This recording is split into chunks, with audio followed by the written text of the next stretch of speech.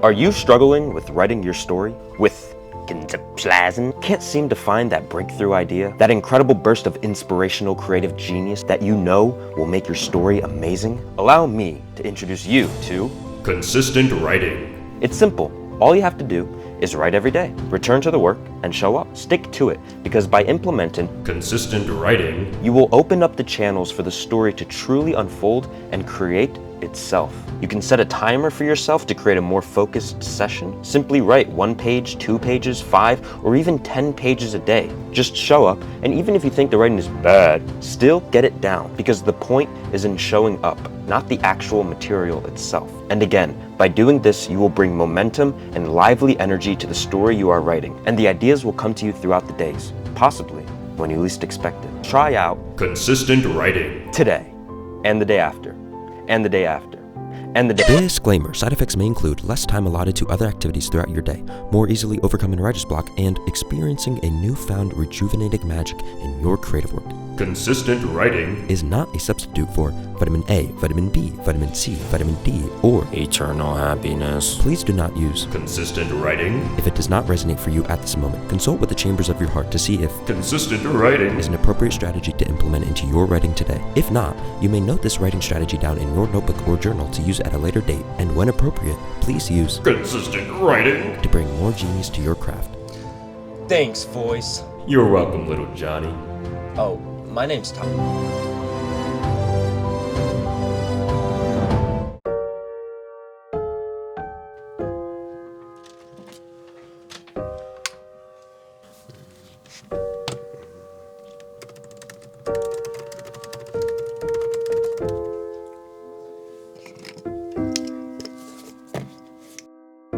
Hey, I hope you're having an amazing, incredible day.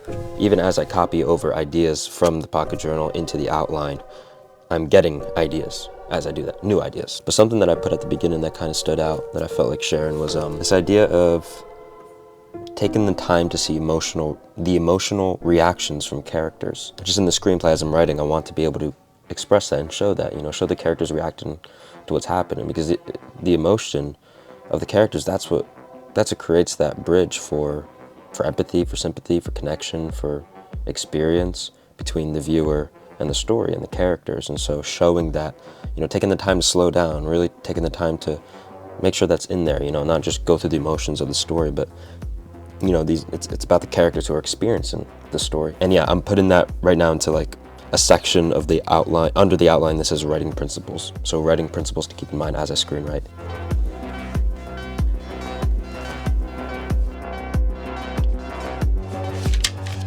So I've just spent the past 90 minutes putting the notes into the document. It's crazy. I feel so proud of how far I've come with the script.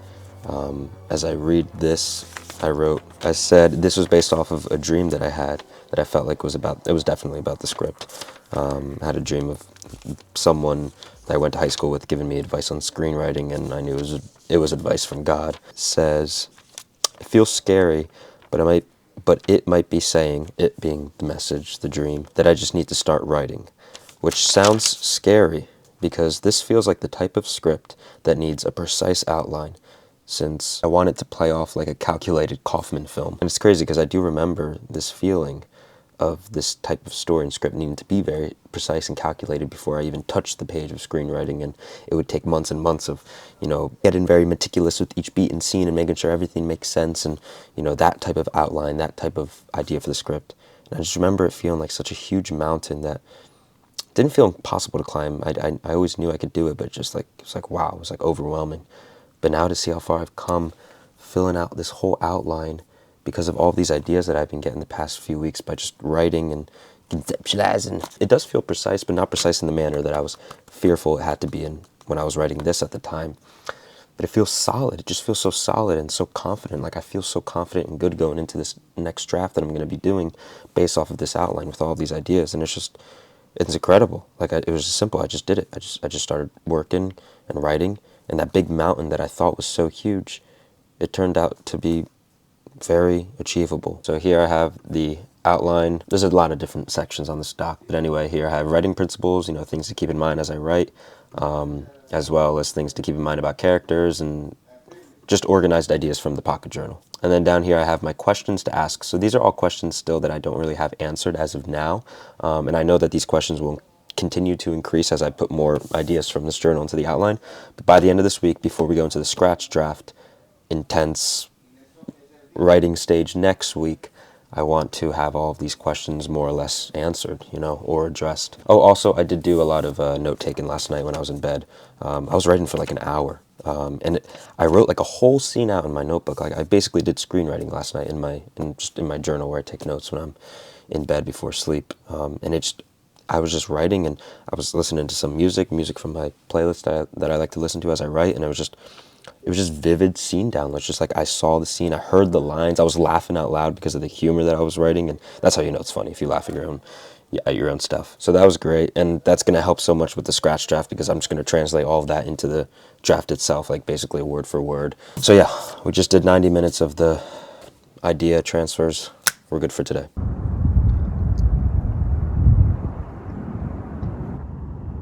Are those swans sleeping? This frozen ice is making me think about how matter goes through different states in nature. Right now, this water is frozen. Just like in Cosmos, time is frozen. Or not time is frozen, but Ben is like this microsecond in evolution of cosmic space. And his body is like this frozen water. It is in this temporary state, Ben will die at some point, whether he's real or fake. But right now he's in that state, and just like this water, eventually it will change. It's temporary. And so goes with life itself. Life is temporary. Life is this matter in a certain state for a certain time. Yeah, I wouldn't be feeling that observation about my environment here for no reason. I'm also thinking about a fish that might be frozen in water. That's kind of like Ben.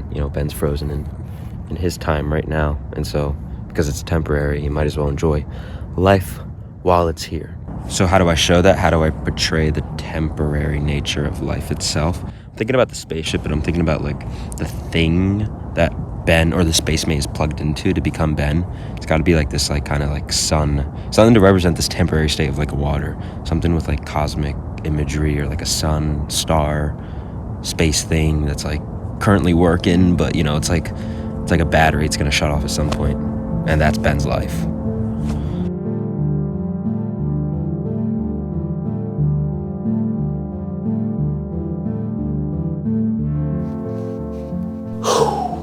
I was on a walk today, and I was talking with someone who was in the film club at my college that I graduated from last May.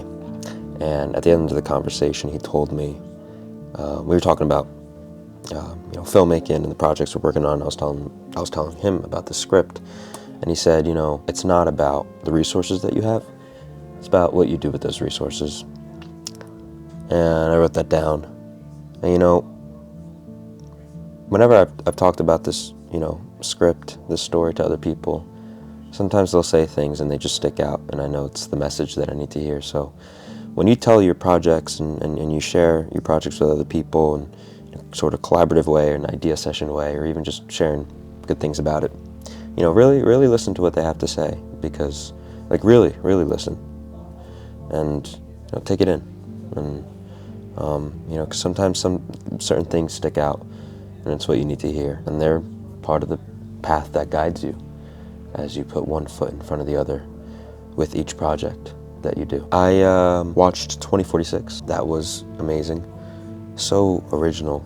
The main character is an author, and you see his worlds, his fictional worlds, kind of play out in the film. And it's so interesting how like the drama of the grounded, real life world of the author, the drama plays through the actions within the fictional world that's displayed. It's like his novels, his books that he's writing. You're almost waiting to get information that's revealed through this other fictional world that's actually about this other world. it made me think, because, you know, my film also has to do with two worlds, and so I was resonating a lot of ideas, writing things down. And Wong Kar-wai is so good at writing dialogue.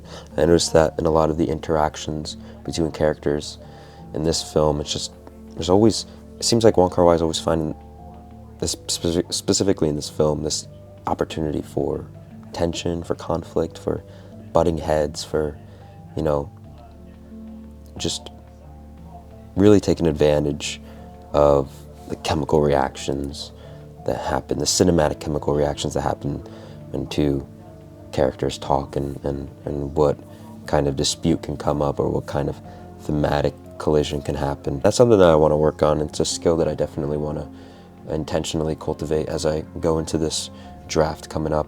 There's a certain type of writing within screenwriting, within dialogue, that's really nice. It's just like, again, it's just almost like inherent. It's just like, wow, like it's just a way of writing that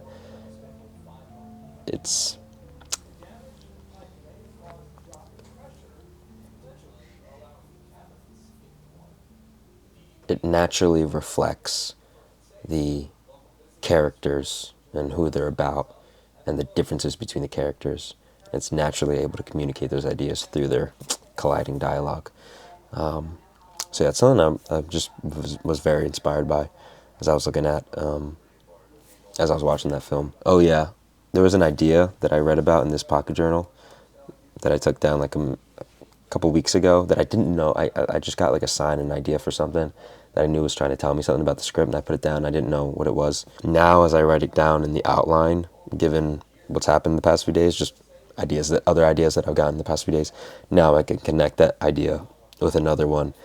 And again, it just goes to show, just to write down everything. You don't know what it means at the moment, maybe, but later you might not still, but it plays its role. And yeah, it's just a great, like, I knew it was going to mean something. I knew it was going to connect to something, because it was like strong. It was a vivid idea I was getting. Boom, now it makes sense to me. And now it's in the outline, and yeah, like I know. And it helps me with the drama writing. Yeah, today was just another day of moving the rocks from the journal to the outline. It's going very good.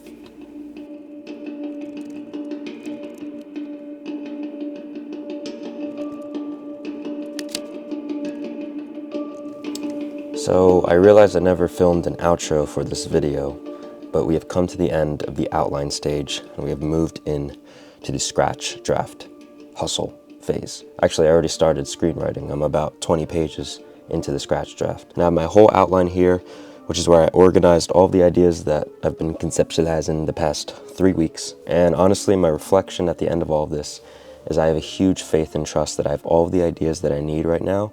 Again, after being open, after watching the movies, getting inspired, taking time to do my scene tests, do all of the conceptualizing and idea grabbing that I've needed to do the past few weeks, I have total faith that I have everything I need to go into the scratch draft. And I basically have all the ideas organized into an outline, and there's some empty pockets, but I have faith that those ideas and those things that I haven't thought of yet, specifics and details, they will come to me as I go through the scratch draft. Throughout all of these weeks, the practices that I did to get the ideas, they all felt right. Even when my patience was tested in not getting certain ideas that I wanted to get in a certain timing, I just kept going. I just kept doing the scene tests. I kept writing down every idea that I got, and I just, again, had that faith. And now on the other side, I have this document just full of ideas, 18 pages long. The good thing is I know my climax. That's the best part. That's awesome. I know my end point. And again, if you remember, I got that huge download at like 2 a.m. or 3 a.m. I wrote down the whole climax sequence.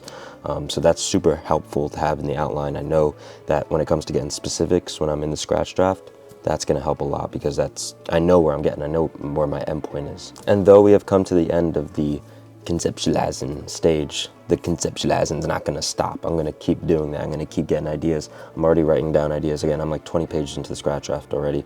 I'll go deeper into it into the next episode, which I'm going to start filming right after this. And yeah, I'm just going to continue to stay open. You know, this story is constantly molding. It's constantly taking shape and forming, and I just have to be open to it the whole process, the whole way through. Thank you for joining me for this episode, and I'll see you in the next one. Scratch draft begins.